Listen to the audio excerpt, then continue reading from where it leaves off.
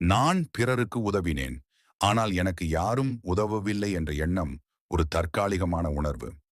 இதை ஒரு தனிமை என்றோ ஏமாற்றம் என்றோ பார்க்காமல் ஆன்ம வளர்ச்சிக்கு கிடைத்த ஒரு வாய்ப்பாக பார்க்கலாம். உதவி செய்தவர்கள் அனைவரும் உங்களுக்காக காத்திருக்க வேண்டும் என்று எதிர்பார்ப்பது ஒரு விதமான பற்றாக மாறிவிடுகிறது.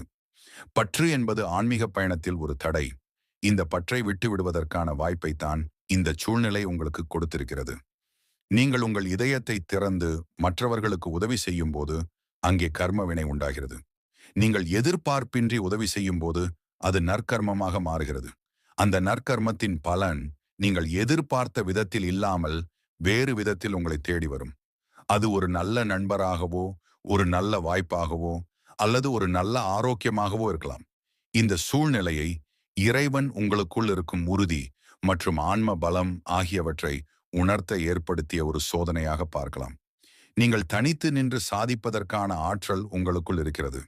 நீங்கள் தனியாக இல்லை. உங்களுக்குள் இருக்கும் தெய்வீக சக்தி எப்போதும் உங்களுடன் இருக்கிறது என்பதை உணரவே இந்த சூழ்நிலை. உங்கள் உதவியை நீங்கள் தொடர்ந்து செய்யுங்கள். ஆனால் பதிலுக்கு எதையும் எதிர்பார்க்காதீர்கள். அதுவே இறைவனை நோக்கிய உண்மையான பயணம்.